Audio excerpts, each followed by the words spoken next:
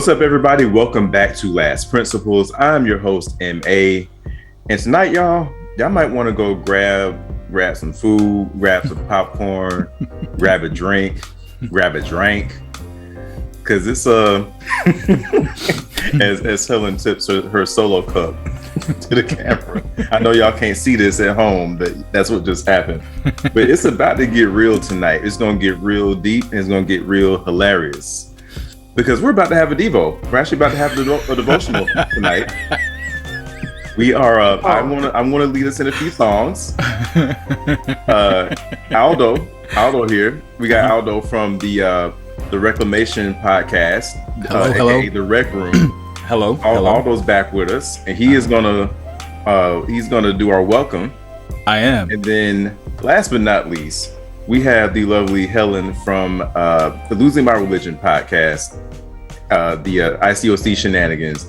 And because women were never allowed to do anything on stage without a man present when we was in the ICOC, she's going to powerfully lead us in prayer.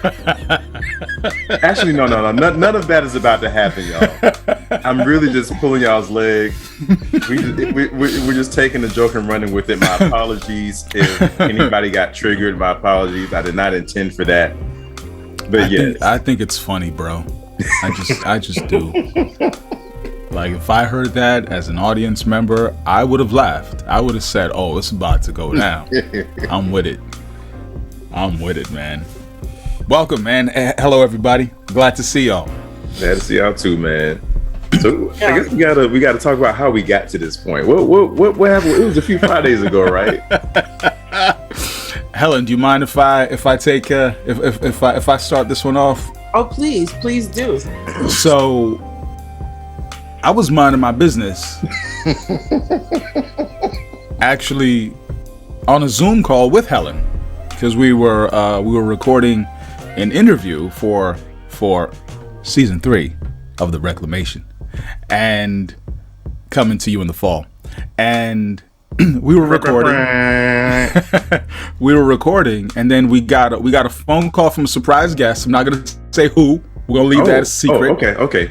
But we'll tell you off air. Well, I think I know already. I think you told me already. Okay, there you go. So you know. So then, right after that, Myron, you sent me a text. Yeah. Right? While she and I were recording. No, we had just finished recording, I believe. Okay. And you sent me a text, and it was some archives from your ICOC days. And I looked at the message, and then I put it up on the screen for Helen to see. I'm like, yo, look at this guy. So I said, yo, you know what? Let me give him a call. So then we called you, and luckily you picked up, and the three of us were just chatting, just yucking it up. And I was really mad that I had stopped recording, because it was a fun I was like, man, we never had somebody like just ring the doorbell like the mailman on Mr. Rogers' Neighborhood. Right. You know, we never had that moment on the Reclamation. So your man just popped up, and I think we said, hey, we should do this again. Yeah. We should do this again. But who's gonna host? So we say, yo, let's go to Myron's crib. That's it. Hey. And here we are. Here we are. And I believe that's how it started. Helen, am I missing any details there? None at all. Okay. Yeah, that's exactly how it went down. Okay. Hey. Okay. And it's somehow in there, the name, the Anti-Devo, got in there. Because it's Friday, we would be at a Devo. We would actually, let me see, it's 9:13 p.m. for me and Aldo. Helen, it's about what, 8:13 for you? Yeah. So we either be right in the middle of a Devo or wrapping one up. We'd be in fellowship or something. Let's see. This is the end. This is the tail end. This is the end of a Devo. Yeah. This is the tail end. Well, let me ask you guys a question, man. Did you guys enjoy Devos? Did I? Yeah, I'll say, here's what I'll say. Mm-hmm. There are two things about it that I look forward to. Number one, it was a chance to be around other people my age, right? When you're in college, you're in that age range. Devo, where I was, you didn't have to be around the older, it was just our time, right? So it was, and I liked the energy at Devo a little more than church, because it was popping. It was a little bit more, going on. We could do the double hand claps instead of the traditional one. Y'all know what I'm talking about. We could get a little lit with the music versus, the traditional Sunday or Wednesday when all the older folks were there. For me, and then the second part was just, I look forward to seeing, my friends, sometimes at the end of the week, especially, you're out there in the quote unquote world. It's a hard weekend. It's Friday night. I look forward to, I think I would say I probably like Devo a little more than church on Sunday. Yeah. Different energy. Yeah, it had that, young energy. Now I know, Myron, where you were, you said the campus was large enough that you always met together. So it was kind of like every week was Devo. Yeah, we had I want to say, because I had two different Devo experiences. Because the first one was when I was in Tallahassee. And yeah, so that for the first 2 years, I kind of had the same experience as you, where Friday was just the campus, whereas Wednesday and Sunday it was everybody, and pretty much identical, like the same energy. I love seeing my friends, loved just kind of hanging out and just being youthful and energetic with everybody. I enjoyed the little remixes that we put on songs when I was remixes when I was in campus. I will admit that once I got into singles, it got on my nerves, because I'm like, we don't need that on every single freaking song. Well, you didn't want the double clap on every song? Okay, well, so Helen looked forward to the double clap because there was not enough double clapping going on. Here you were. You had enough double claps happening in your life that you got to a certain stage where you said, enough of this. You know what? I think also because by then I was singing on stage by then. So there were certain things that I was like, okay, I want this way. And then people, okay. It was, if you're leading a song, follow the song leader, follow what the song leader's doing. And then people in the crowd just take off. I'm like, this ain't what we're doing right now. For instance, y'all, I remember I hear guys singing to me. Yeah. Okay. Yeah. I hear guys singing to me. That's a lot of claps. Right. It's a whole lot of claps, right? So after we got to, the part where you were singing in Swahili or whatever, was that the language you were singing? Zakia Mungu Aki, that part, which I always felt was very cheesy and corny, but anyway. And culturally insensitive. Yes. I didn't realize it at the time, but yes. Can we take a pause for that? I had one of my best friends in the church at the time. He was a brother too. I remember one time he had, talk about people struggling, it would enrage him when they would sing those culturally insensitive, as Aldo aptly put the song. The one time I had to kind of talk him down because I think we might have been in New York City, Madison Square Garden somewhere, because it was a huge event we were at, and they were singing Wade in the Water. Mm-hmm. Oh boy. Ooh. And I didn't even think of it that way, but when I saw him completely, just almost completely lose it, because he felt like you were saying, culturally insensitive, Aldo, like that was, he felt like it was disrespectful to his people, and I'm catching that. Wow. Like and being from the same people, I was like, I never Yeah. I never really thought that deep into it, but we didn't really have space to in that environment either. Of course not. Yeah. You know, and he gave me a different perspective on it, because he was ready to snap, you know, because he's like, I got to go outside. I can't be in here, because, you know, he was, you know, he for him, I mean, when he came into the church, I mean, he was the guy, you know, very culturally identified, you know, so he was more in tune with that kind of thing. And what you mean, like he wore dashikis and stuff? Yeah, exactly. Your man had a dashiki and an ankh tattoo. Wow. Yeah, but he got, you know, in the church, you know, over his evolution, that went away. But I remember first meeting him. That's you know, he was very quote unquote, you know, pro-black, or you know, very culturally. That's why I said culturally identified, but for general audience purposes. But you know, but you know, so what you said just touched on that for me, because when you guys had your interview and you were talking about songs, that I was like, I gotta bring that up, because that was something that, and I forgot about the Swahili. I hear God singing to me, "Ooh my boo," but you know, it's like I forgot about that too. I'm like, do we have to do this? I mean, it was all nations, B. Yeah. You know, that was to identify to whoever was visiting. Look, this is what we do. This is what we does. We sings in other languages, because we all nations. It was very but we only do it on this one. Yeah, we only do it on these two songs, and we only do Swahili. Right, exactly. Yeah, these two songs now back to regularly scheduled programs. It was a poster child. You're right. It was supposed to be this, you know, Hands Across America, United Benetton. Oh yeah, you know, yeah. Where people come to church and they're like, we see all nations, and we?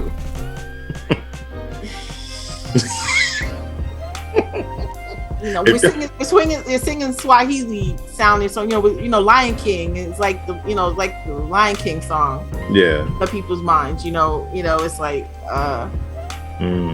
it's I like it. Optics. Just so y'all, you guys aren't going to see our faces on this video, but if y'all could have seen the expression on Helen's face as she was saying that just now, it says it all. It was serious. Yeah.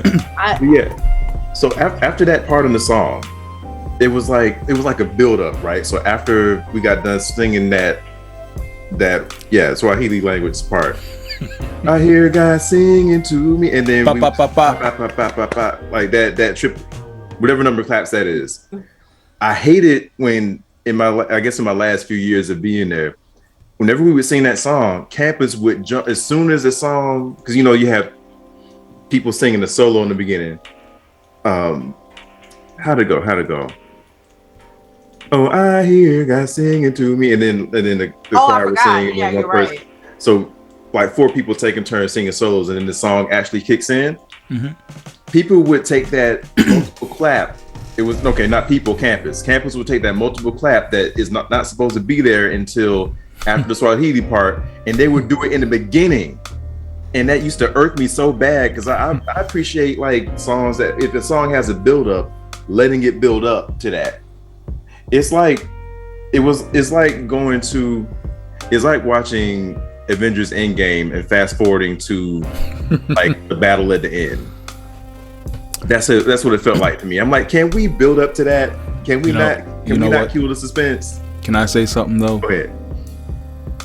In this day, today, mm-hmm. in this moment, mm-hmm. if ever my kids are watching, or if Avengers Endgame comes on, I fast forward to the end. Like, it's just too much for me. It's just too much for me. Like, I'm like, let me see the last 43 minutes. I'll take it from there. So I apologize, Myron. I'm sorry, man. No, you know what? Actually, don't apologize. I need to apologize, because I actually was being a hypocrite to myself just now, because I was using that as an example. But yes, I like the whole movie. I will sit through the whole movie. However, I could actually watch it from right before the Hulk snaps everybody. Spoiler alert for anybody who hasn't watched it, but it's 3 years old by now, so whatever. I could actually every time start it from where the Hulk snaps everybody back into existence, and watch it from there on. Yeah. I love the whole movie, but I could watch it. I could just start it from there and be fine. It's like two movies in one. Three movies in one. So yes, I was being a little hypocritical just now. But yeah, I think me being annoyed by the extra campus claps was probably from me being on the song group and being like, y'all, can y'all follow us? You supposed to follow the people on stage, not us follow people in the crowd. Okay. Damn campus students, man. Right. Well, I definitely want to hear a video from you, Myron, on your experience as a song leader. That's a different take. I never was a song leader.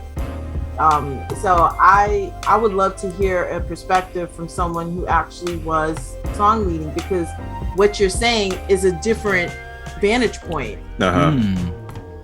Because someone regular, folks, we're in the audience, we're thinking, oh, this is cool, double clap, remix. But when you're up on stage, I can see how, as a song leader, that can not necessarily be something that you like that could be problematic. So I'm curious to see from that angle behind the scenes, like what that's like, leading songs. I remember my roommate, she was a song leader, and it's a different experience to me from the outside looking in. Like, there's certain responsibilities, and for example, right, you can't leave town when you're a song leader. Yeah. You can't leave town when you're a disciple. What you talking about? What church you went to? You got to get permission, advice. What church you went to? Advice. But yes, you got to get permission to go. We all stayed local. What vacation? What vacation?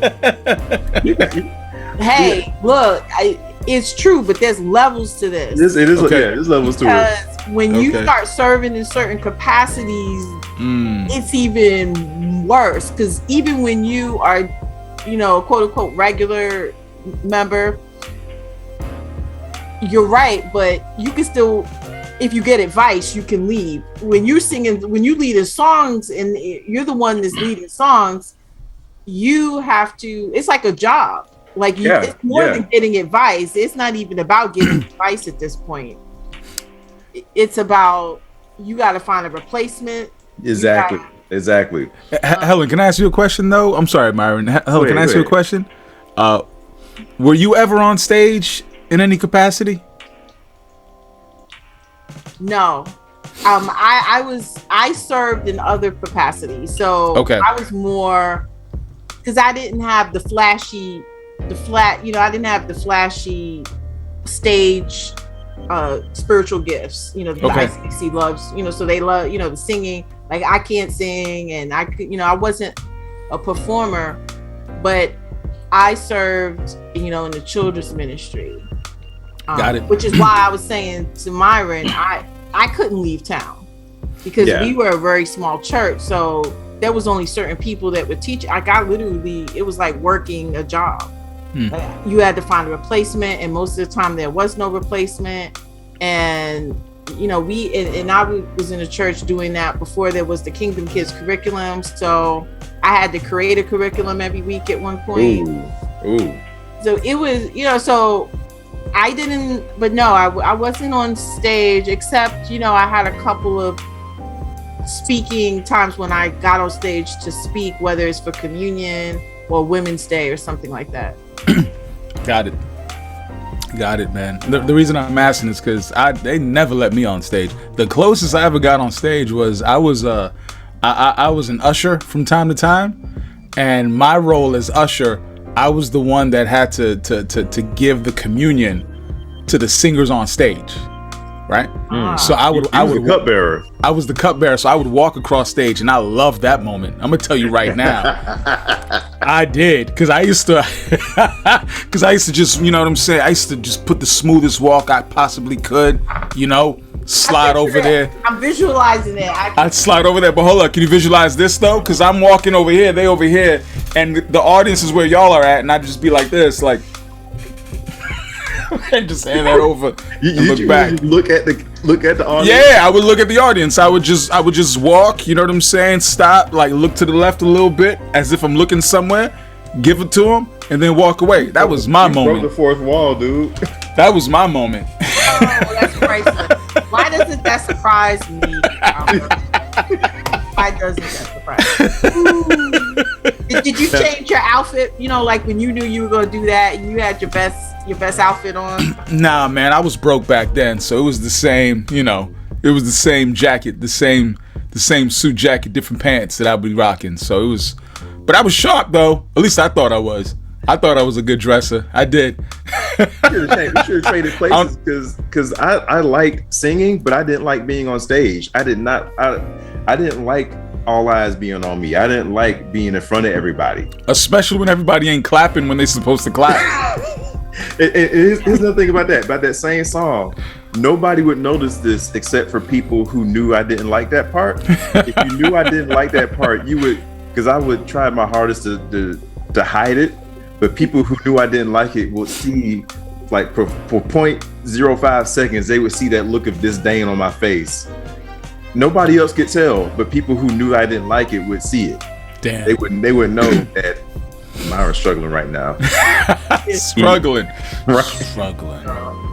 Yeah, I definitely want to hear a video on that. You know, like the song leader experience, because I can't imagine. I would have. Yeah, it's hard being on stage and having all eyes on you, and because it's so performance driven. Yeah. So yeah.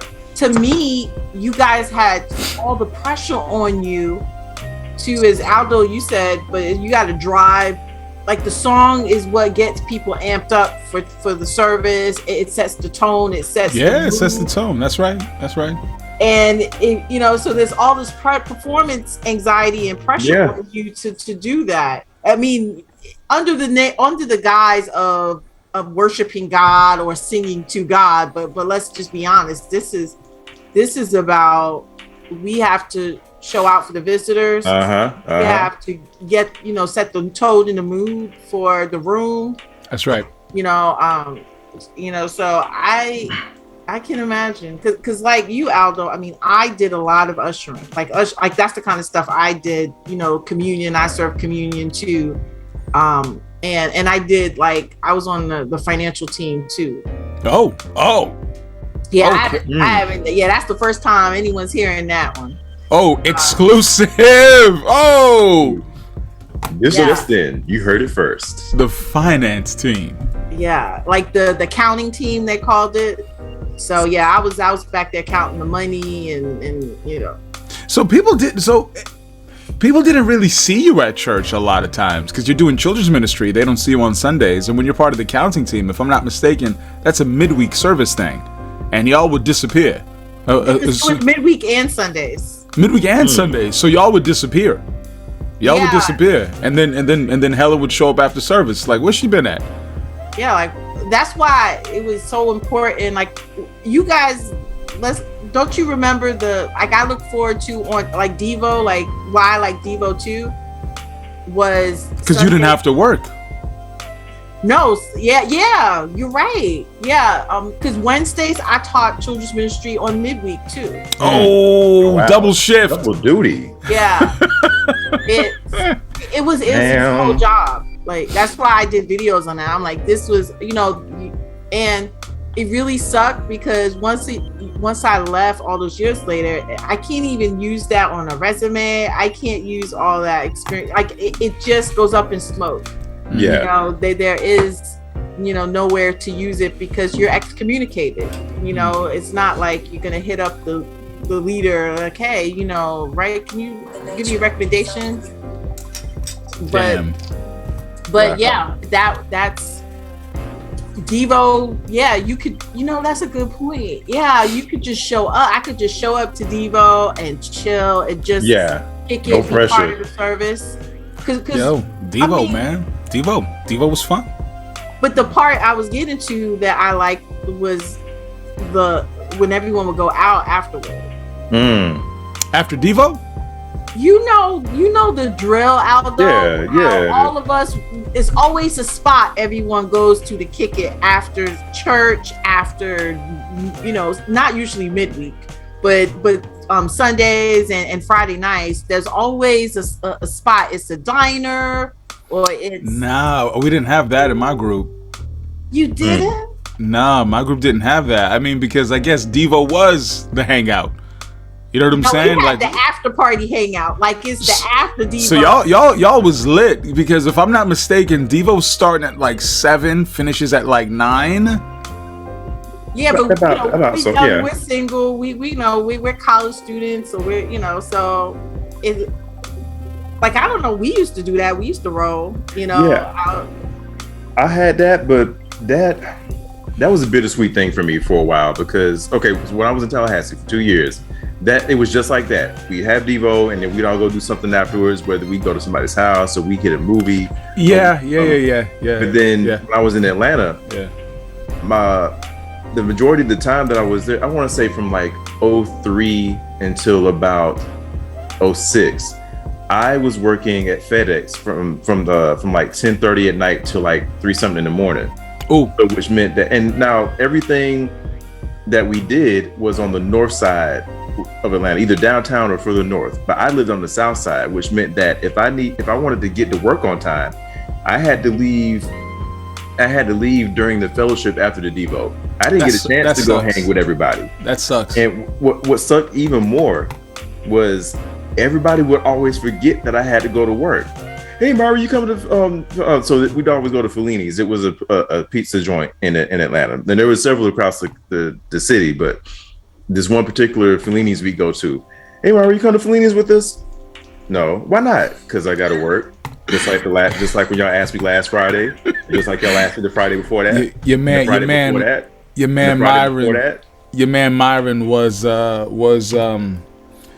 Chris Rock's father from Everybody Hates Chris at that moment. Yeah, that's how I felt. Man, I gotta go to work. What you mean? y'all ain't really my friends, because it'd be the same people asking me every daggone time. And it'd be the same ones probably clapping off beat too. Mm-hmm. Yeah. God damn it. Yo, they know who they are. Speaking of off beat, sometimes like, okay, so if we're doing, if ever I'm in the crowd during the time that I'm a singer, so if I'm ever not on stage, but I'm among the crowd, hearing people sing in the crowd sometimes, it's because you got somebody singing next to you that is not on key, or they just off. I just stopped singing because I'm like, I can't, because of you next to me, you just blurting it all out. Like, yes, they say make a joyful noise unto the Lord. I'm like, it ain't joyful to me no more. or somebody next to you in the crowd. This would even happen on stage sometimes, because I'm like, I'm trying to rock or whatever to the song, and the person next to me is either off beat or they're not consistent with their rock. I'm like, hey, can we pick one rock and stick with it the whole song? Now I'm, because I can't help, with my whole being a dancer thing. I need to be in sync with the person next to me. I can't just do my own thing. I've never been a solo person, dancing or singing.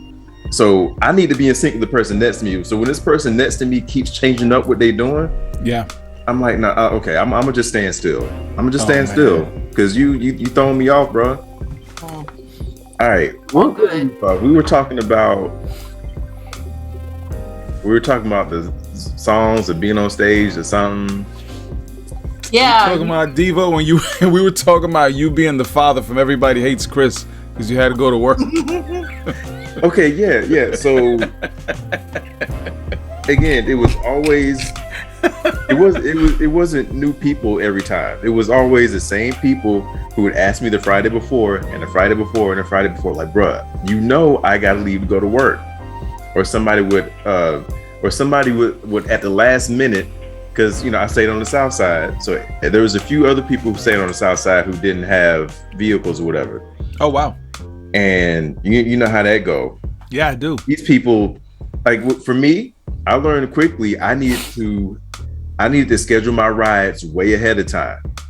Oh yeah. Oh, because I didn't have a car for the most of the time when I was in the church, so I know the drill.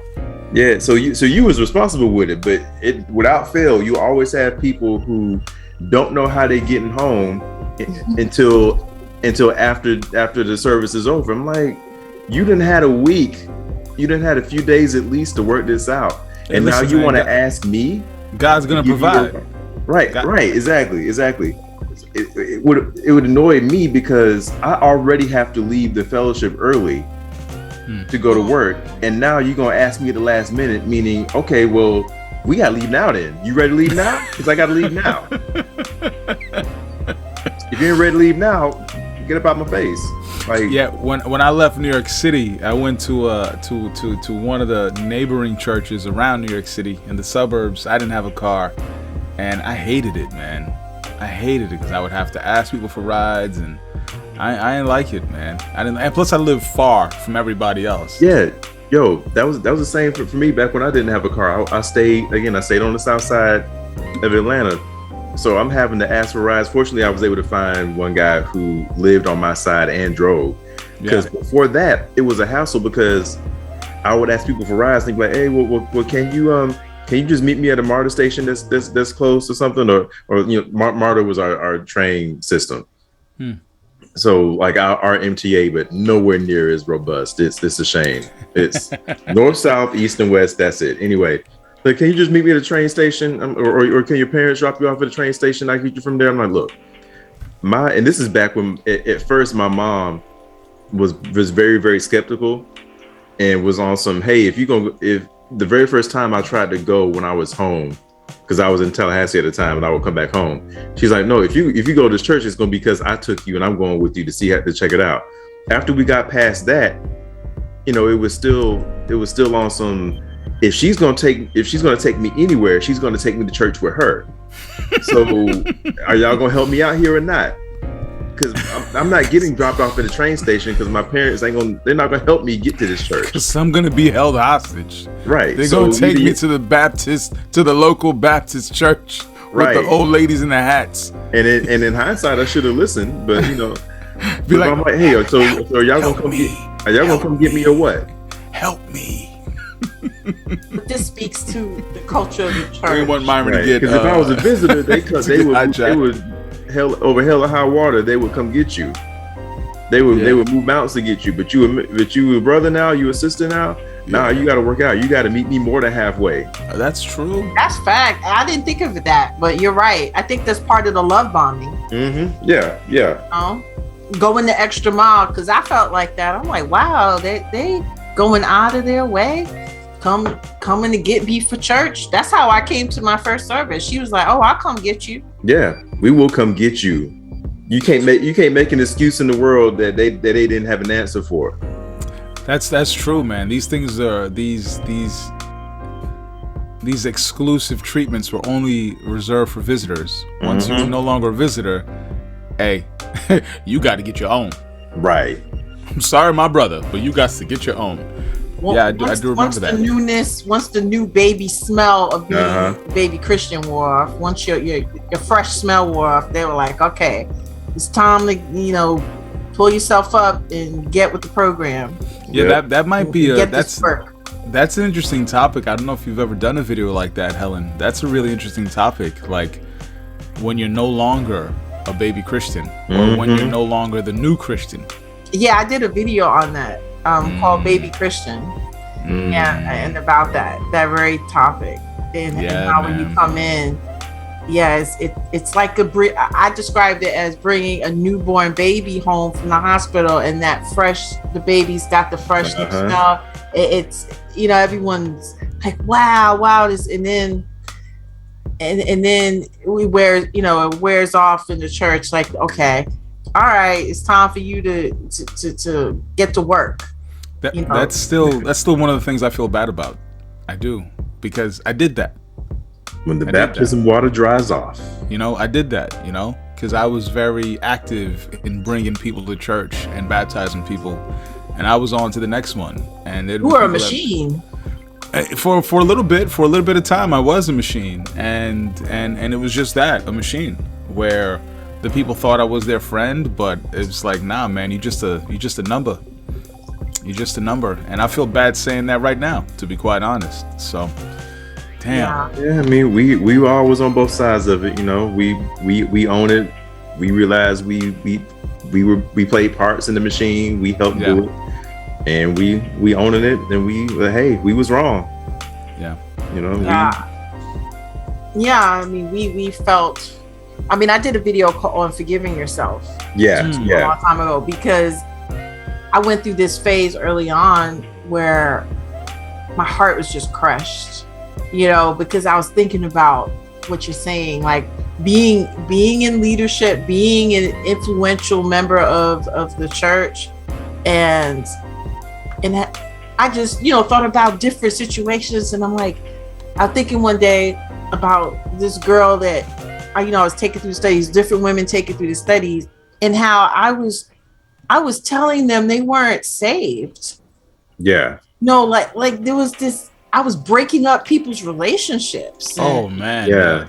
I was thinking of specific people, and I was thinking, did I ruin this person's life? Right. Like this is another aspect of this experience that people don't really talk about. But Aldo, you had a couple guests on your podcast. They were leaders. So that was very poignant to me. It's even, I don't know, it's another level, a layer to it. Because that's heavy, especially someone's in full-time ministry. I mean, I wasn't even in full-time ministry, and I was feeling the repercussions of that, and coming to the place of forgiving myself as well. Because it's like you're victims. I don't know, some people don't like that term, but you're the recipient of it, but you're also doling it out to other people. So it's part of it. And especially, and you both seem like the kind of people also that you generally do care about people, and you generally are people, when you're someone that you have the church, and I think, Aldo, we'll get into this too on your show, but talking about how I realized later certain gifts I had, the church took that and used it for it, or I used it for them. Like, I guess both, and being able to connect easily with people worked. And the fact that when I said you were a machine, I didn't mean it actually as you were a machine. I meant like in terms of, I guess in the ICOC language, it's a compliment. Like the fact that you were evangelism, you were bringing in people, like that's the dream. That's what that was the goal. You're the guy. That's the goal. That's the goal. Yeah. And I was that way too, where I remember Women's Leader said to me one time, she's like, Helen, one thing about you bring everybody. The person in the wheelchair, the white person, the whatever, different race person, different, ages, different cultures. You bring everybody. And I remember thinking, I thought that was what we're supposed to do. I thought that was Jesus, right? Wasn't that the heart that, so it makes me wonder if that was a compliment or not.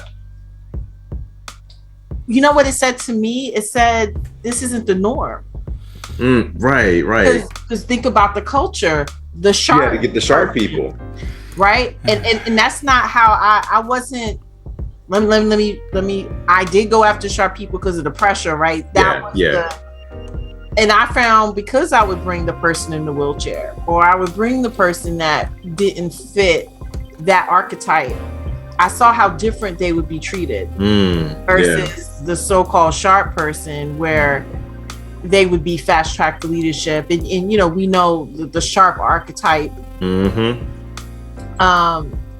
And when I would bring other kinds of people, I saw the leaders weren't as enthusiastic about getting, or they just pass them off to me. They're like, oh yeah, you could just study women. You could, but if it was like a sharp person, they wanted in. Women's leader wanted in. She's like, let me know when this study's going down. I am there. So it was very prejudicial, and Aldo, you guys over at Reclamation, you guys touched on a lot of that too, and I think it is a subject because it affected. I remember my self-esteem was really, I was really having a hard time in the church because of that whole idea of their hierarchy, this sort of unspoken hierarchy of who is more valuable. Who's not. Specifically when it came to the whole talents thing, spiritual gifts thing, like Myron and the church I was in, I don't know, guys, maybe it's depending on who your leaders were, but where I was, the leaders were very focused on you were important if you were on stage. Like that was the thing. Like ushering. If you're stage material. You know? Yeah. Stage material, yeah. And in some cases, in the neck of the woods that I was in, it wasn't even so much about stage material. It was the people that had a really sharp resume. The people that went to one of the upper echelon colleges. The people that lived in certain upper echelon neighborhoods. They were pushed to be stage material. Yeah. Even though they were not. You follow me?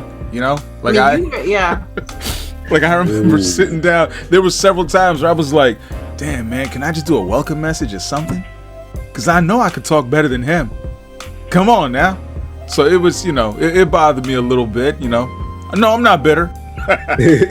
Yo, Aldo, you just reminded me of something. Slightly backtracking to the singing thing for a bit. When I was in Atlanta, I would notice like it was always the same exact. It wasn't even a rotation. It'd be the same exact 4 or 5 people on stage every time, and they were all leaders, and they all looked quote unquote sharp. One of the guys was the head of the AUC ministry, Atlanta University Center. It basically was all the HBCUs in Atlanta. And so him, his fiance, now wife, now they divorced now. Anyway, they were on stage. There was a couple other people, but they were all sharp and they were all leaders. After the letter, and non-sharp people started being allowed to sing on stage. And I'm chatting with one of the guys who did the sound crew. He did sound before and after the letter. I heard horror stories from him about how the majority of these folks, now the dude I was talking about, his then fiance and eventual wife, she could blow. Like she would do solos for communion. But other people on the stage, I heard horror stories from this guy about how they would turn certain people's mics down because they couldn't actually sing. But they led songs. They were on stage because they had that appearance and because they were leaders. Wow. So all this whole time, everybody was lying. Pretty much. This is another part that's a little infuriating. Faking the phone. Because you know, I really believed in what I was doing at the time. You know, and I would imagine it's the same thing for you guys too. And so here we are, you know, all these years later, and it may sound as if we didn't really believe this stuff back then. No, we actually did, and that's probably why it's led us to create the programs that we've created, because we were really living that and we really believed it. And there's a little bit of letdown and disappointment when you find out that the emperor really has no clothes. Yeah, and dude, from a lot of the stories I've heard recently, although a lot of people that's been on your channel, even there's an article that was shared in the rec room today. I read that, and about how it Jenny, I believe her name was, and how she, from the arranged marriage to how the leaders were treating her, all that crazy. It was a heartbreaking story, but all of these stories are heartbreaking, especially when you hear it from people who are deep in it, people who are in the leadership, people who were leading sectors and ministries and all of that. And it's just like, you see how much their lives were being Pinocchioed with, like they, other people pulling all these strings, setting them up. You need to go live over here. You need to go live over there. And it's just like, it's unfortunate. I forgot. Yeah. Very, very, very unfortunate. But like all of their lives just got so messed up because their lives weren't theirs. No. And it goes back to your point of how, like, we all were living it. We all thought it to be something else. And I'm finding out about a lot of this stuff after the fact. This is all stuff that I'm not surprised, because I know enough to be like, you know what? I didn't see this for myself, but it makes sense based off of what I know. So it's just, we just getting deeper and deeper in this iceberg. And the deeper we get, the more I'm like, dang, this thing was a farce from the beginning. And I just didn't see it all. How could we, man? We were in it. Sometimes you got to step away to see the whole picture. We were in it. We were too close. We was too close to the building. We was too close to the elephant. Yeah, it's like Helen said, man. You gotta forgive yourself, and that's hard to do. I find it easier nowadays, or at least today I've gotten better at it. But there's still more to go. There's still more ways to go before I really fully forgive myself for it. But man, what a time! That's all I can say. Yeah. But that's the beauty of it, is that we're human, and part of this is reclaiming our humanity. Right. That in a church, they would label that as sin in some way. Well, how come you're not over it? Or how come you haven't forgiven yourself? How come you haven't forgiven? It's like, no, there may be parts that you may always struggle with or wrestle with. That's part of the human condition. Yeah. And that's, for me, forgiving myself, really, it wasn't like there is this endpoint, but in my progression, the self-education was really what helped me, understanding what cults do and high control groups like that taught me. I'm like, oh, wait a minute. So I just wasn't naive, dumb, or I wasn't just doing things to people. There's a reason I bought into this. Yeah. And then giving yourself context. Helen, you just said something and it made me think of something. This might be too deep. It might not be too deep. Let's go. I want to go to 1998. Myron, this is a little bit before you joined the church. But a little bit, yeah. You're still socially aware. Yeah. And I don't even know y'all like that, but I already know the answer. One of everybody's favorite albums of 1998 was The Miseducation of Lauryn Hill. Right? I got it over here. I got it. I still got the hard copy. By the way, I just want to let y'all know that is my 12-year-old son's favorite album. Really? Since he was 9. Nice. So I like to think I did a good job as a dad. You know what I mean? Hey. No, but anyway. You said re-education, Helen, right? You had to re-educate yourself? Yeah. What if I was to tell you, as we're thinking about our experience with this church, what if we were to take that album and put your face on the cover and call it The Miseducation of Helen, The Miseducation of Aldo, The Miseducation of Myron? We were miseducated. Seriously. Yeah. No, like, it's really, I'm doing a series right now on my channel where I'm going through the first principle studies. Ooh. Like, one by one? You doing one by one? Yeah. A video for each study? Yeah. Well, it's so much to unpack. I'm breaking it into one video into several. So tonight, as we're recording this, I did part 3 of the church study. Like they have one. You talking about you mean the kingdom study? Yeah, they labeled it the church study, but it is the kingdom study. Who labeled it the church study? This is the current ICC in London. They call it the church study? Yeah. The remix. Yeah. That's like Puff Daddy back in the day with the I just made a new beat, but it ain't. Right. It's really Sting the Police. Yeah, well, nowadays what they're doing is they're making videos and teaching. It's like a master class, quote unquote, on each I think I've seen one of them. Is the guy who was teaching it older, not super old, but older, bald black guy? Yes. Ooh, okay. I think it was either the Word Study or Discipleship, but it must have been Word. I watched it just to see how it was going. Did you send me that video, Myron, months ago? I think so, because I think Helen, I might have gotten it from you. I might have sent it to you both guys. And it rubbed me so wrong, the fact that he's in there just telling people, and I think we've all heard this. This is not a new message here, saying, because you know first principles, because you're a disciple, or because you know the stuff that you know from studying the Bible, you already know more than the 90% of the religious world. And hearing it again now. Well, yeah, we really believe that. How arrogant was that? How arrogant is that still? We really believe that. You know what I'd feel better with, to be quite honest, if somebody was to come to me and they're a member of the church, whether it be ICOC or ICC, if they just say to me, listen, man, I'm a disciple of this church, and this is where I feel comfortable, I'll gladly accept that. Me too. I can take that. I'll gladly accept that. That's honest, because at the end of the day, that's what we were. I was a disciple of the ICOC. I don't think I was a disciple of Jesus. I really don't.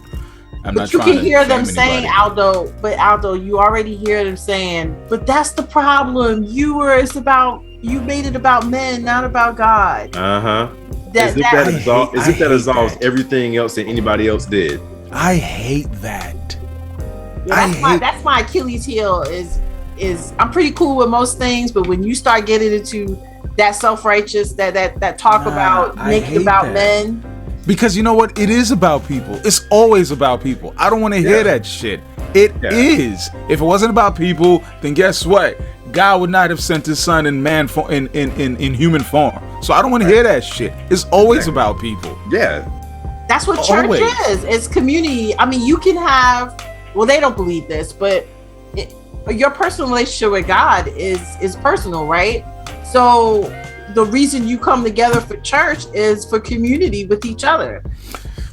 So so now all of a sudden that you want to exert some sort of autonomy or some sort of independence, now it's a problem, So it's a little it's I'm unpacking the church video this week. It's already up, because as he's teaching it, you hear in real time the same guy, Myron, you're talking about, the balder, older black guy. He's talking about the church and how literally he said you can't have a relationship with God without having a relationship with us. Ooh. This guy, and he, if he ever watches this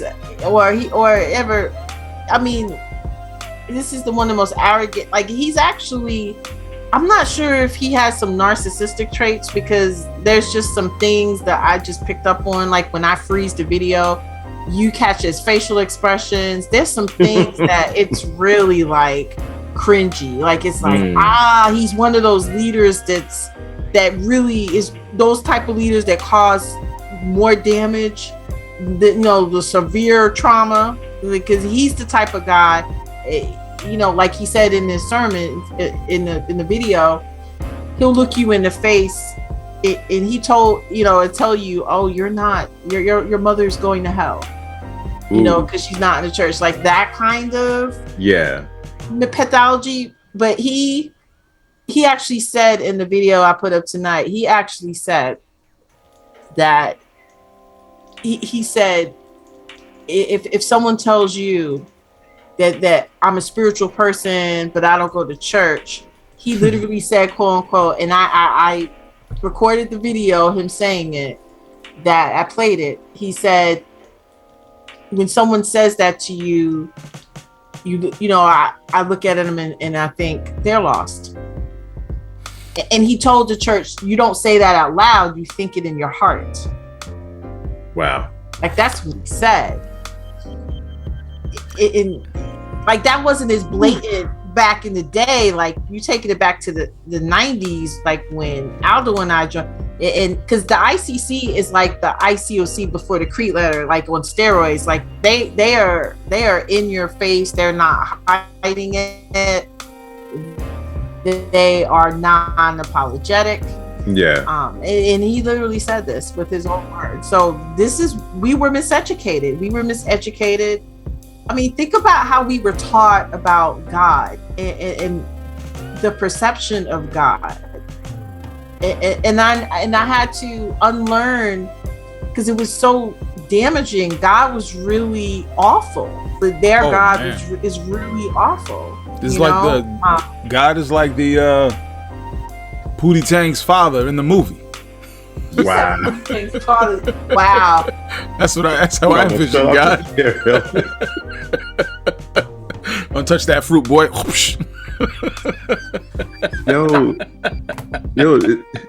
It's crazy that we're talking about miseducation, right? I think about all the things that I just knew that I knew back then, all the things that I would have just spat out with no issue. Like, Helen, it's something you said earlier. I think, dang, I lost it. But like, it's just so much, whether it's, the whole spiritual thing, like to this day, and I'm questioning whether or not it's something I really believe, or if it's something that's instilled in me from ICOC. Like the whole, people say, "Oh, I'm spiritual, but I'm not religious." I hated that with a passion. Now, to a degree, I'm still like, yeah, spiritual can mean so many different things. I think what I hate now is when people use spiritual to mean I just don't go to church. It don't mean that. You can be spiritual and be of something that's completely not religious at all, but don't use spiritual to mean I just don't go to church. That's a gross oversimplification and the cheapening of it to me. But I hated it because I always heard it from people I was reaching out to, and that just meant they weren't coming to church. That meant they weren't studying the Bible. So I think I hated it because of that. Mm-hmm. So now I'm like, dang, that was so instilled in me because of what we were taught. We get taught that I remember being in a debate with somebody, and she was like, stop putting God in the box. Because I would be like, hey, this thing isn't in the Bible, so if it's not in the Bible, it's not true. Like, what was it? I think it's that phrase, come as you are. Now, technically, come as you are ain't in the Bible, so that's not. I mean, I wasn't wrong in that, but I was so fixated on the fact that, hey, if it's not in the Bible, we don't need to be, we don't need to be following it. And I'm arguing. She say, "Oh, don't put God in the box." I'm like, I ain't putting God in the box. God put God in the box. God, this is what God put in the Bible. And even as I say it now, I'm cringing at myself hearing myself say that, because I'm just like, like, I could go on and on, but it's just so many things that are like we got ingrained in us, and now I'm like, do I even believe this anymore? Speaking of ingrained, right? Speaking of ingrained, I wrote something here. This is not anything crazy, but I got 7 phrases here. 7 phrases I wrote down. Okay. And I want to do a little bit of rapid fire. All right, let's go. I'm going to say the phrase, and whichever one wants to go first, we'll go Helen first, then Myron. And you just tell us one word or 2 words that you associate with this term. Okay. All right, you ready? All right, I got 7, only 7. Here we go. Fall away.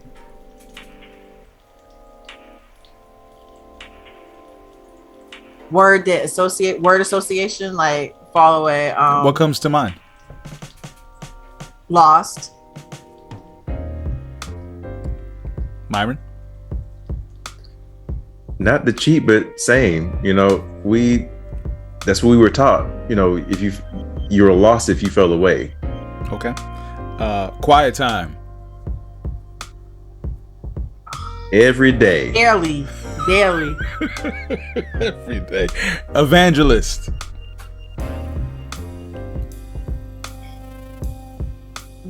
What comes to mind? I'm gonna give you a phrase. Didn't actually study the Bible with nobody.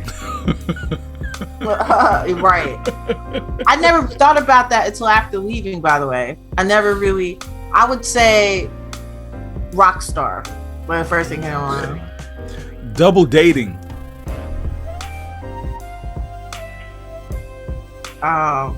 Mixed feelings. Purity.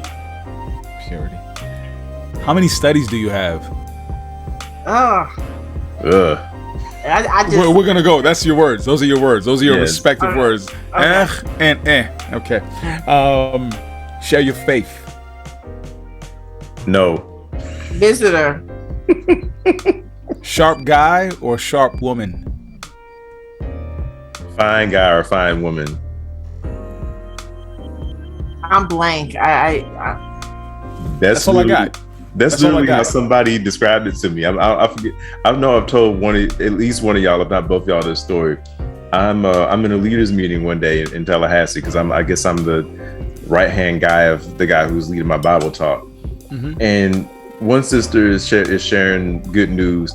Yeah, I met this really sharp brother on campus today, and I turned to my boy. I'm like, hey Carl, what's sharp really mean? And he whispered at me, what she really meant was she met a fine brother on campus. And that's when it hit me what sharp really meant. Like, it really was just, this person's attractive. This person is conventionally attractive. This person is what the world considers good looking. Never mind, we were always told God looks at the heart and not the outward appearance. But how often did we look at the outer appearance?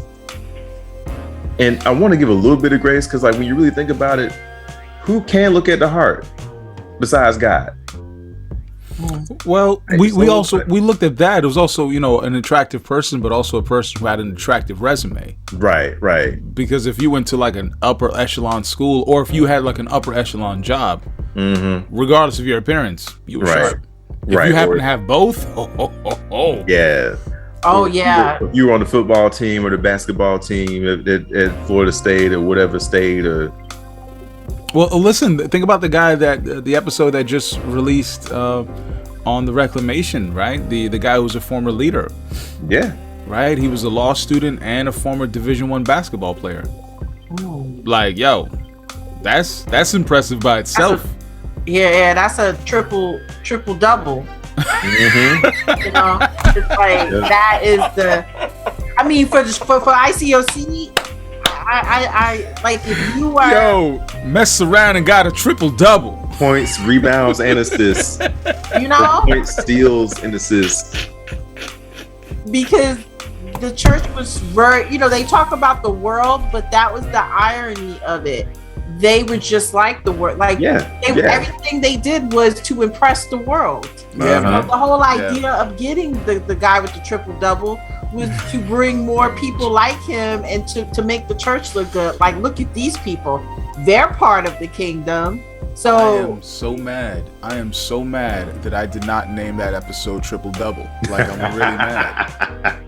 Like, it's not too late. I can go back and edit it. Like, it's not too late. Nothing will top balls to the wall though. That's I love her because like that first of all, don't she sound like Paula Abdul? Yeah.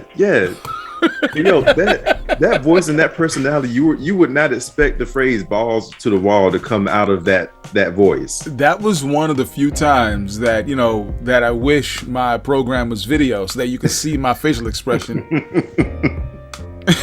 That's really good. Yeah, that's a really good conversation, and she was great. Yeah, I love her. And but those kind of people. Yeah, triple double, man. I remember in our ministry, this kid was captain of the basketball team, D1 school, and I saw how our evangelist was salivating over this guy. like he was just salivating, like bending over backwards to accommodate, this guy's schedule versus everyone else. We're getting 40 lashes plus one about, where were we? Why are we at church on Sunday? I'm doing like a full-time teaching position basically. And I'm not allowed to literally go visit. So there was this kid that came in at our local college, state university, D1 basketball team, and he is the star of the team. He's handsome, he's athletic, his parents are affluent. They were actually in a different church, but these were his parents had a little bit of money, so triple double on that. He was just hitting on all cylinders. So that was the first time I remember really noticing the difference really blatantly in your face, how all of us, like I said, we get 40 lashes plus one because we're not at events and we're not serving.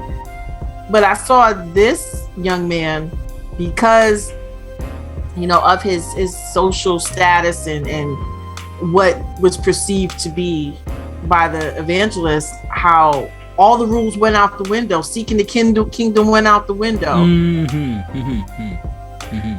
Yeah. Yo, who was the guy who, I think he played fullback for the Seattle Seahawks, and he was a disciple? I don't remember his name, but I remember, I think he even had a DPI book. I don't know if he wrote it or if it was about him or both. But there was a guy who played, I want to say fullback, but I might be wrong, for the Seattle Seahawks, and he was a disciple.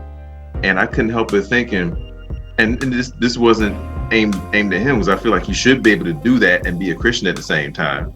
But because, ICOC rules, you got to be at every meeting, or else you're struggling, or else you're not being a good member of the body. You have to think that he had a longer leash because he was bringing money in. Well, let's talk about the longer leash part. Let's talk about that, because in my neck of the woods, when I was in New York City, there was because remember, hopefully you guys can help me fill in the blank as I tell this story. Of course. Okay, so let's say you had a guy who was studying the Bible for 2 weeks. Right. But he ain't really come to church like that. Uh-huh. What would the leaders tell you to do with a person like that? You gotta give him some kind of ultimatum. Like, okay, maybe not an ultimatum, but you gotta start encouraging him to start coming out to church more. Let's say it's a month. And he ain't coming. You gotta start showing him. It depends, because if the church is in a season where it's September and it's harvest month, and the goal is to make 10 baptisms, and things are moving slow, they'll kind of bypass it. Okay. So I'm just talking like just regular circumstance. Regular circumstance. This person ain't serious. In well, at least in my neck of the woods, it was like, yo, he ain't serious, move on to somebody else. Yeah. I don't know if y'all did that where you was from. That would happen, and I was gonna say that maybe they would encourage you to give them scriptures about, you can't, don't give up meeting with the body. Don't forsake meeting with the body, as some people have become accustomed to doing. You got to meet with the body. You don't give up meeting together. But I'm realizing maybe they wouldn't do that during the studies, because I forget what article it was, but this is an article breaking down the psychology of the first principle studies, and how you weren't supposed to mention that we're the only church too early in the studies, because that would scare people away. You're supposed to spring down on them after they're already deep in it, after they've cried and listed all their sins and all of that. You got to tell them that after they're broken down, so they'll accept that easier. So maybe that might not have been the thing. Maybe that wasn't the thing that you would give to somebody who's not consistently coming. I still maintain that it's going to depend on the person, because some people I used to think, how did they get in? How did you get here? How did you, we had that conversation, Aldo, we did. On my channel. How'd you get through the metal detector? How'd you make it through the process?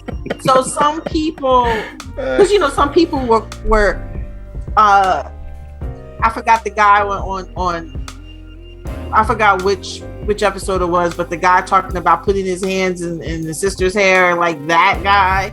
Like, you're like, how did this guy get in?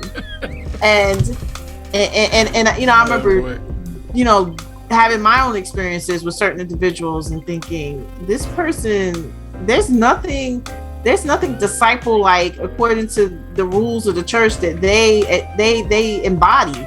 I'm like, how? But so I saw certain people, depending on who's studying with you,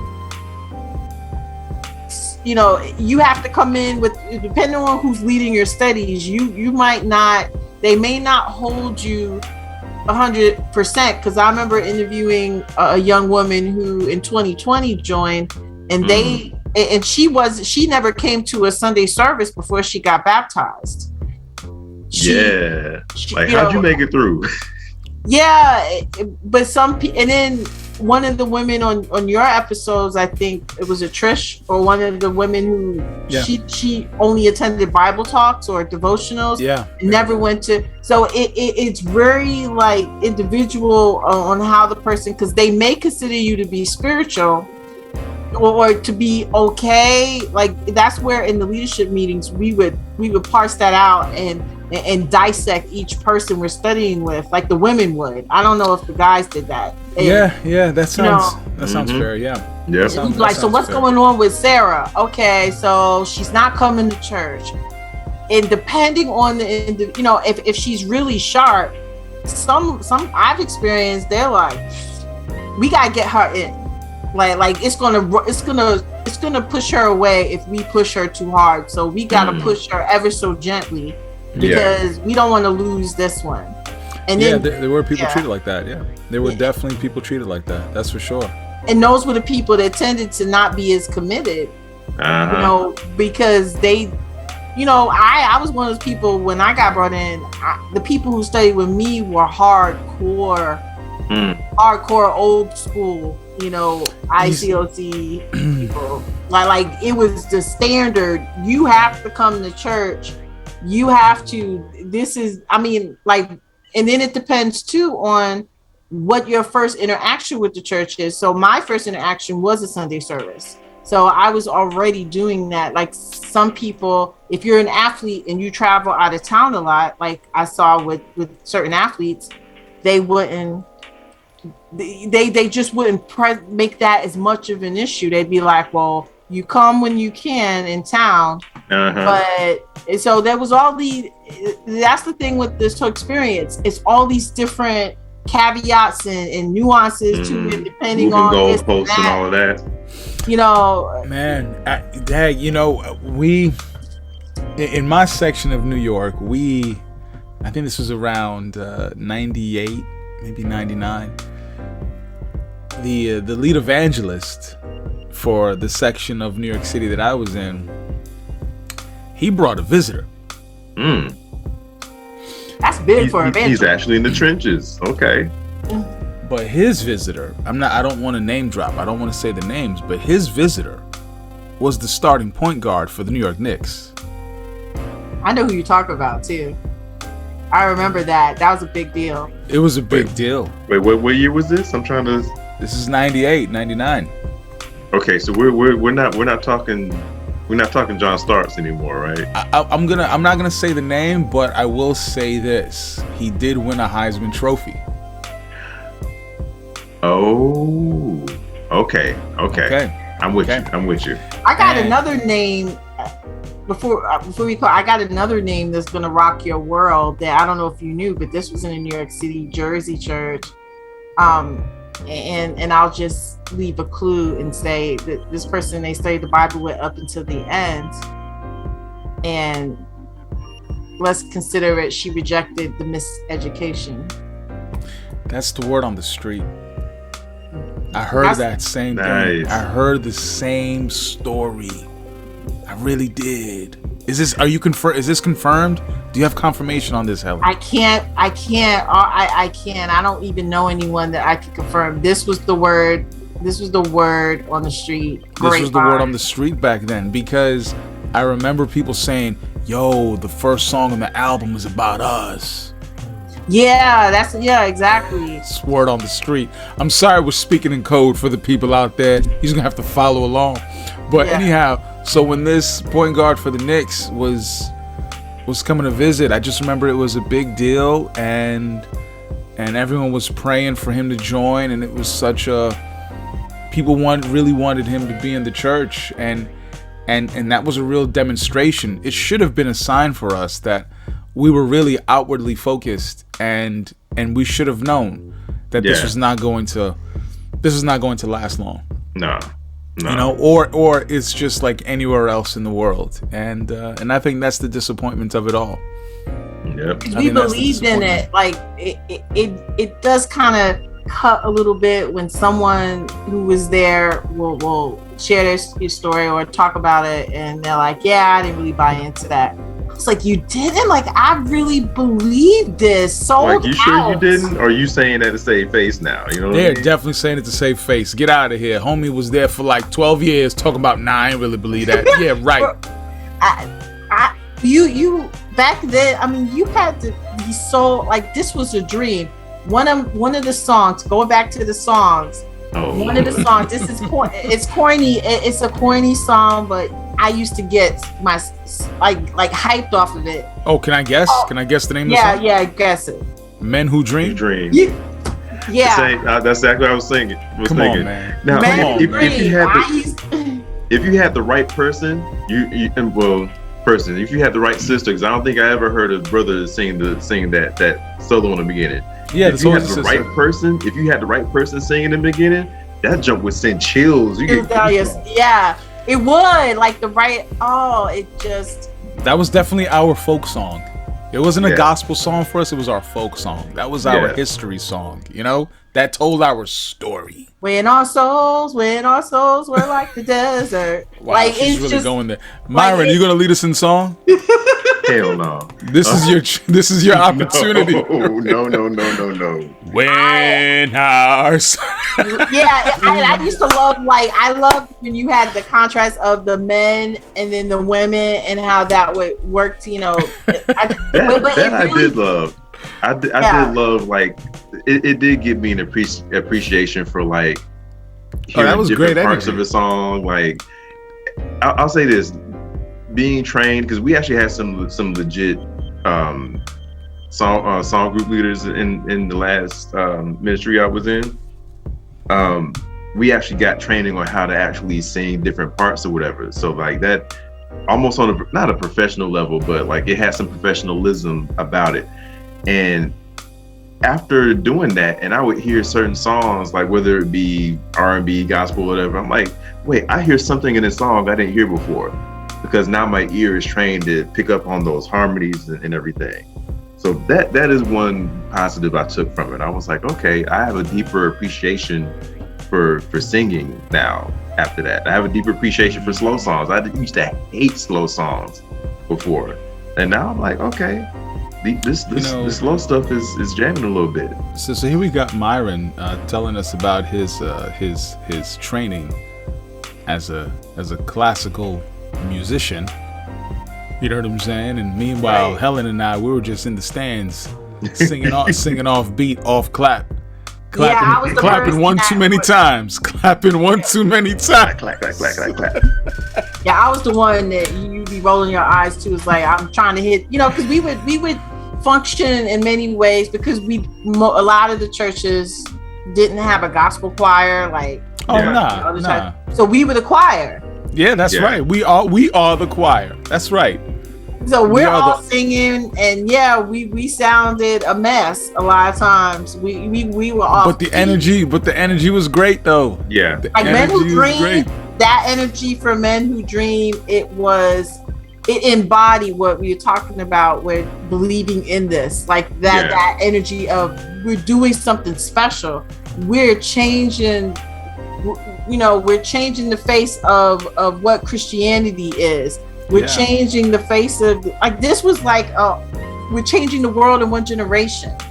You know, what Kim McKeon's, the evangelization proclamation. Mm-hmm. Like, it was something bigger than us that we were part of. Like, I really believe that. I really felt like I'm doing something meaningful with my life. And I'm like, when I was, recruiting people, essentially, part of my forgiveness journey was realizing, I really believed I was helping their lives. That's right. For the better. That's right.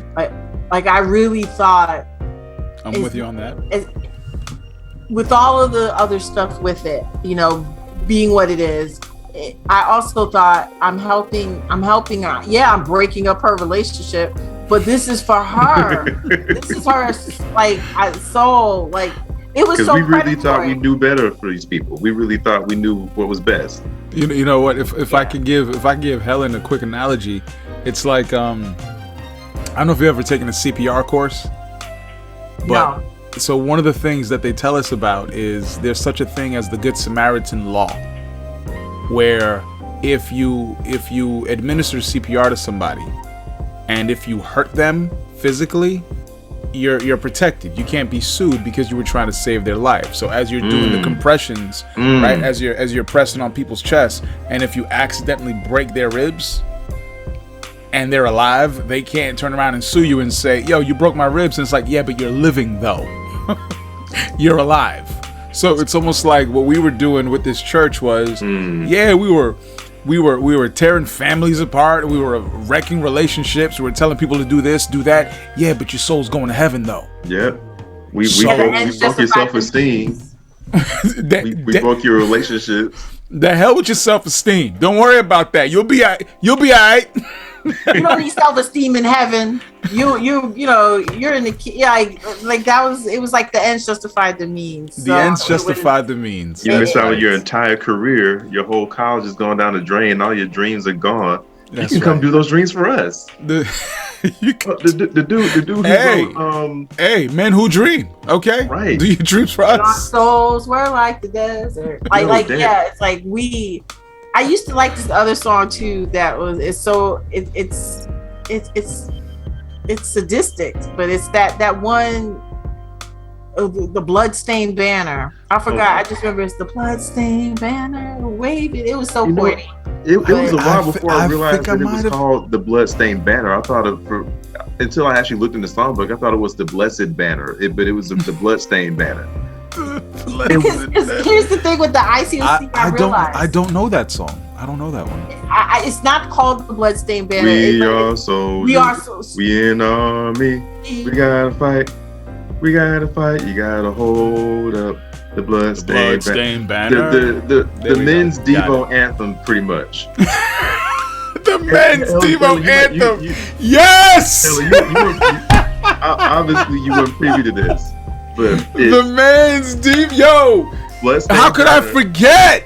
Bloodstained banner and hard fighting soldier. If you had a men's midweek or a men's Devo, I will guarantee you both of those songs was sung. And what I used to hate about Bloodstained Banner was, hey yo, Aldo, he was a soldier. He put his hands, and every time they called somebody's name out, everybody would like come and like gang up on them, and they like kind of rub you on the head and like lightly jab you and stuff. I'm like, man, don't y'all come over here with that. That was kind of fun though. That was kind of fun. Yeah, I thought. At the same time, I always felt like, because those were okay. On one hand, I give it to them because very few of the brothers were very like vocally inclined, so like we wasn't finna sing no. Myron is a stickler for the songs, man. No, he's like, don't you come with that mess with your unharmonized self. No, it wasn't even that. It's the fact that like we weren't finna sing Men Who Dream at All Brothers Devo. That wasn't gonna work that well. Nobody wants to hear that. Even people who wasn't like a stickler like me, you didn't want to hear that. No. You want to hear what brother wanted to try to sing that solo? Not me. And you know what though? I gotta be honest. I wasn't trying to be at no men's Devo. Hell no. Them shits was whack. Yeah. Why? Like, what was whack about it? Cause it was just the dudes. Are you kidding me? Nah, B. Let me see what these sisters are doing, man. Like, come on, B. Let's park there for a second, because I hated that. Okay, because it was always that gender segregation. Me and Helen, I think we talked about that before. Like, you walk into service, and you wonder why ain't nobody dating. You wonder why the singles are struggling, because it's always you walk into a service, crowd of sisters over here, group of brothers over there, a gang of sisters over here, a bunch of brothers over there. And because the brothers were always supposed to lead everything, so that also somehow meant that we were supposed to lead our friendships and relationships. So that meant that, Helen, if I want to just come to talk to you, whether if it was platonically, romantically or not, you and your group of sisters, you're not gonna come talk to me. I gotta go talk to you because I'm supposed to lead our friendship. Ooh. And again, whether it's platonic or romantic or not, you know how daunting that is. The sister you want to talk to, you got to go walk up to her while she's in a gang of other sisters and talk to her. But also throw this in there. Everything was so fragile with the brothers, because even if you would do that, you were looked at a certain way. Yeah. You were looked at as a brother that's struggling. Like, why are you trying to talk to? He's trying to be a kingdom player, or I don't know where this term came from. I can't stand this term because it sounds so dumb. You trying to get weasel time, man. You trying to have a weasel. Where did that come from? Weasel time? Weasel day. So let's just say I've heard this before. So if you and Elena was trying to like if y'all liked each other but y'all weren't in a relationship yet, any time that you tried to spend with her outside of a date was called weasel time, because you were trying to get unsanctioned time with her. Wow. Okay. Yeah, because you were only allowed, the date was the only time you were permitted to have that interaction and that time. Yeah. So anything outside of that, like the sisters were always told, we're off focus. Nah, I hear that. I just didn't know that was a term. I mean, it shouldn't be. It sounds dumb as hell, but like it's so. Yeah, the separation was it was stifling. How about that? Can I say it was stifling?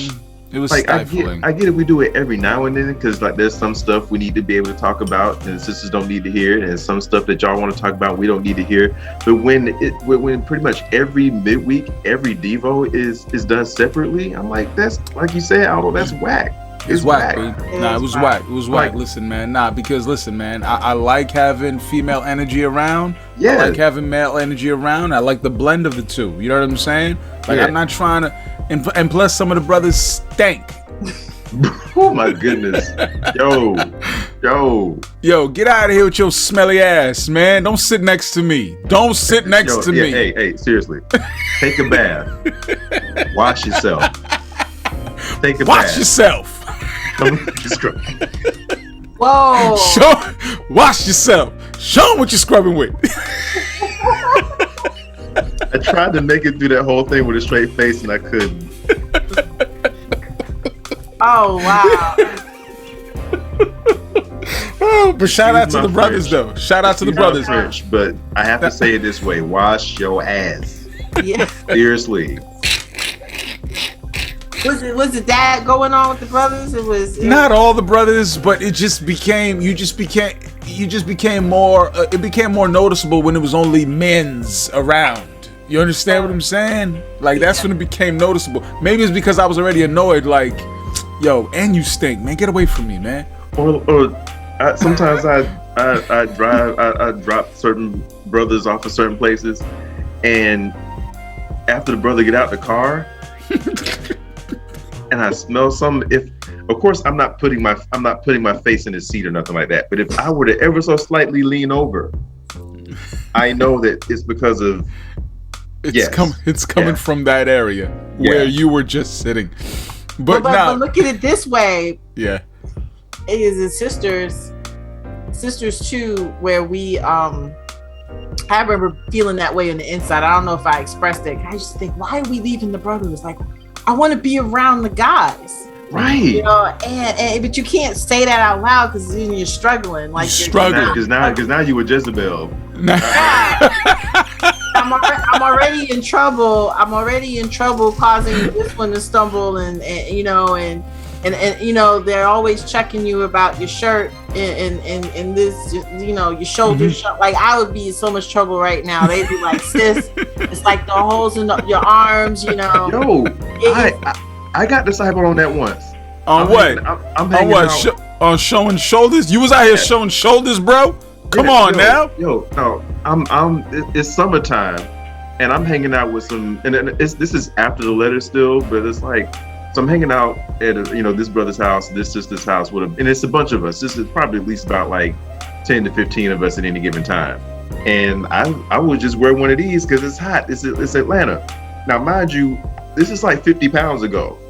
So I don't have as much, whatever little bit of definition I have now was not there back then. Okay. This skinniness right here is not, is skinnier than that. So you talking about you wearing a tank top back then, and you're skinny. And I'm like, ain't nobody struggling with this.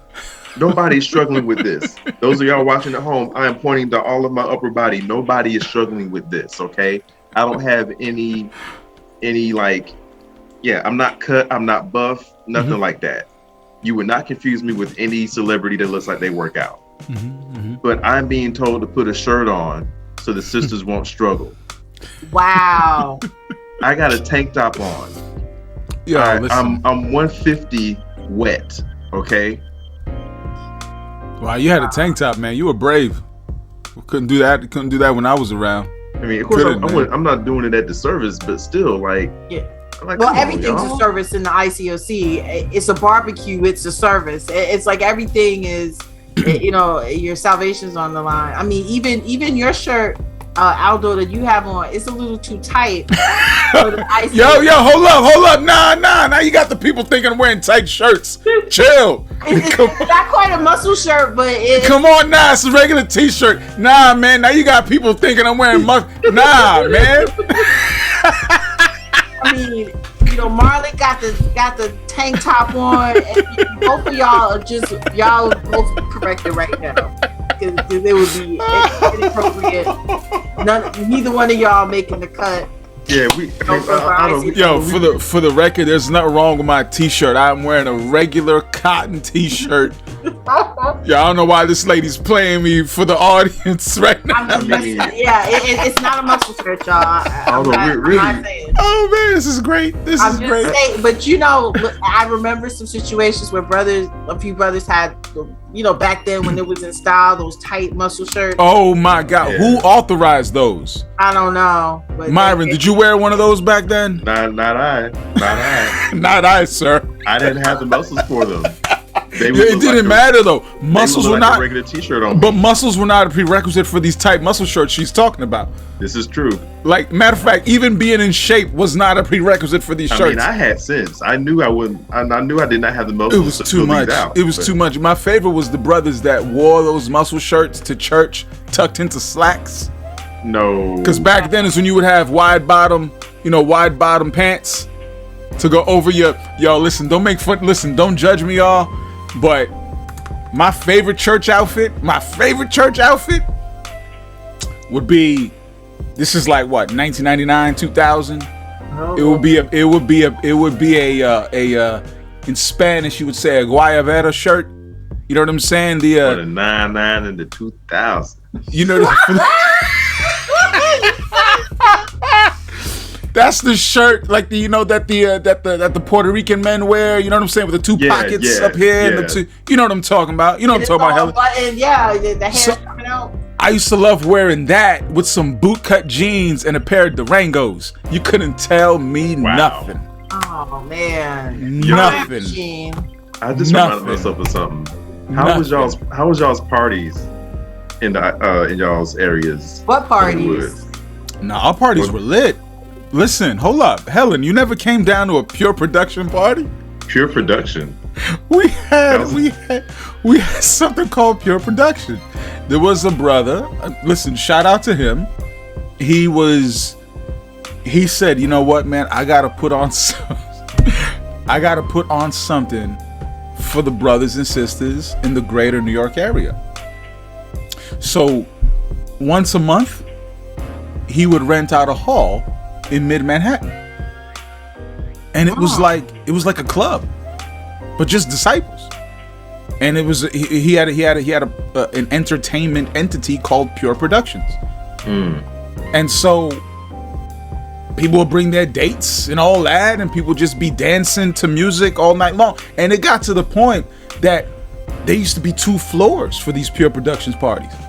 One floor was like hip hop and reggae. Second floor was like Latin music. Yo, people from all over New York City will come to these Pure Production parties. I'm telling you, I hope that there are people listening to this, and I hope they put it in the comments. The Pure Production parties were lit. And I remember, oh man, I can't believe I'm about to say this. I'm gonna sound like such a cornball, but you know what?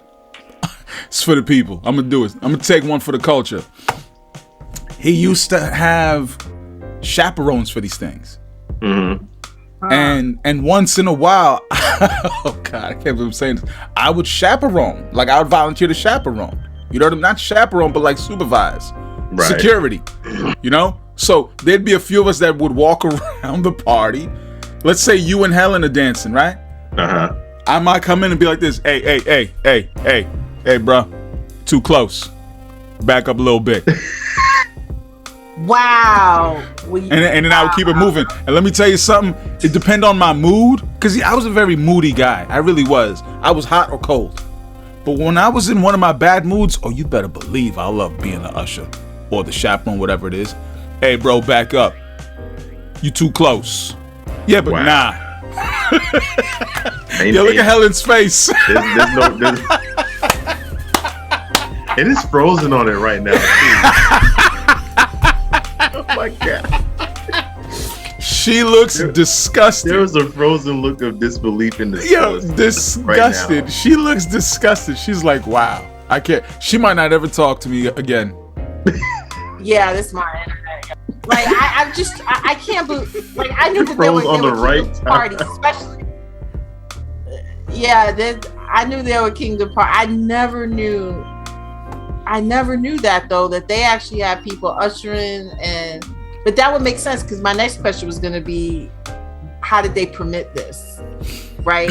With the purity culture being what it was, because it's dark in there. It has a club atmosphere. That was always like, okay, we gotta keep y'all. Nah, I know. Look, shout out to the brother that put it together. Yeah, it was fun. It was fun, shout out to Pure Productions. I guess I'm corny too. I'll take a hit too in saying I like that kind of, like, I like the purity of it in some aspect. I don't know, now, not you rolling up on me telling me to back up or policing, but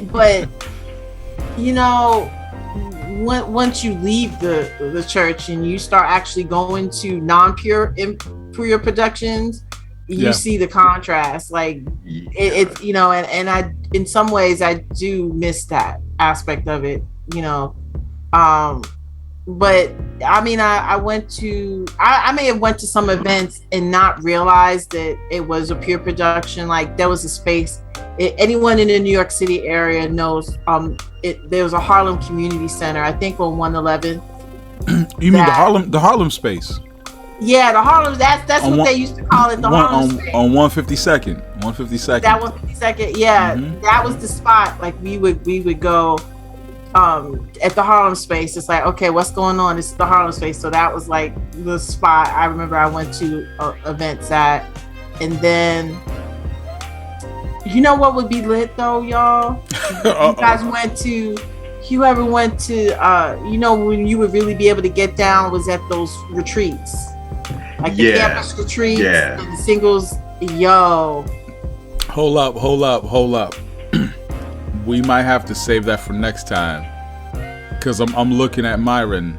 I think he's about to give us the countdown. We might have to save the retreats for next time. Because that is another 30 minutes. Am I wrong? That is. You know, I'm gonna give y'all two quick ones real quick. But yeah, you're right. We got about 5 minutes before Zoom becomes a hater again. For those of y'all who don't know, you won't be able to tell because I'm gonna edit it down. But we've had to do 3 different Zoom meetings because now Zoom will limit you to 40 minutes regardless. They used to let you go forever as long as you had less than 3 people. Anyway, so we had a really good DJ here in Atlanta. Shout out to DJ Cento because I would still rock to his stuff if there was a DJ Cento party, I would not hesitate. Wait, you said DJ Silento? No, hell no, not him. No.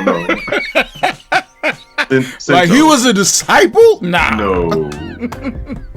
His name was Jacinto, Jacinto, but it was DJ Cento for short. He would mix this reggae song, like the lyrics of this reggae song, I can't even remember the name of the song, over the beat of Yin Yang Twins' The Whisper song. Oh yeah. So yeah, that was the struggle song of the year. Right. Because the thing is, because you had there was always confusion when he would play that because there were some people was like, "Hey, that's the jam," and then other people that can't separate the lyrics from the song. Yeah. So even though the bad lyrics aren't being played, they can't separate it from the song. So that beat is enough to make them struggle. It's a trigger. Yeah, I'm like, this song is bumping. I don't hear the nasty words. Let's do this. Yeah. You know. Yeah. And then one last thing. This would annoy me. Okay, so this is in my budding salsero days, right?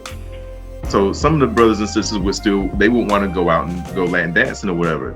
So we go into a club, but they don't have the same mentality I have. I'm like, I'm going to go dance with everybody because I'm trying to challenge myself. I'm trying to dance with everybody that's there. These jokers so it'd be brothers and sisters going. They would have everybody at one table, and the brothers would make it like a hedge around all the sisters, and we'd all dance, and they would all dance around in that same area. Me, I'm like, sisters got mouths. They can say no if they like. If somebody else come and ask them to dance, like let them have some autonomy. You know, because I'm not trying to sit here and only dance with the sisters. Like we could have gone to somebody else. We could have gone to somebody's house for that. True. I came to dance with everybody. You were a rebel. Yeah. And at least in that sense, yeah. Yeah, because it used to be really weird. Like we'd be on this little circle, and then the brothers would be around us, you know, kind of protect us like bodyguards from the non-disciple guys. God forbid a non-disciple asks you to dance and you say yes. Oh boy. Oh, that doesn't happen. Yeah, you are on the struggle bus for the rest of the week. That you catching these hands and feet biblically. Oh, pretty much for real. Yeah. Been there, you know. All right. 2-minute warning, y'all. 2-minute warning before Zoom becomes a hater again. All right. Anything y'all want to get off y'all chest? Anything y'all want to say? Anything y'all want to plug? Ladies first. Helen, what you got? What you got? What you want to tell the people? Well, thank you. I just want to shout out you and thank you for having me on, and this was fun. And you know, I have a channel on here called Losing My Religion. Wow. Where I have a series called ICOC Shenanigans for people out of the church. I talk about all those topics. So definitely, you're welcome to come over, put ICOC Shenanigans in the search bar, and there you are. Look for Jesus smoking a cigarette. Yeah, that's a whole other conversation. People really feel some type of way about that picture. Well, I think this was a lot of fun, and I really think this is the beginning of something, Mr. Myron. I'm trying to imagine if there are other listeners that would want to partake in a Anti-Devo every once in a while. That might be a fun thing. So I think we're onto something. We just might be. We might have to do an Anti-Devo, anti-midweek. anti-Bible talk. Bible talk. Oh yeah, that's fire right there. So I'm down. All right, Aldo, spit your channel, spit your facts, Nah, man. man, listen, I just had a good time. We've said a lot of it. The Reclamation. Aldo B. Martin presents The Reclamation. You can search it on, search wherever you find your podcast. Cool. And I've been Last Principles, and this is the last thing I'll say.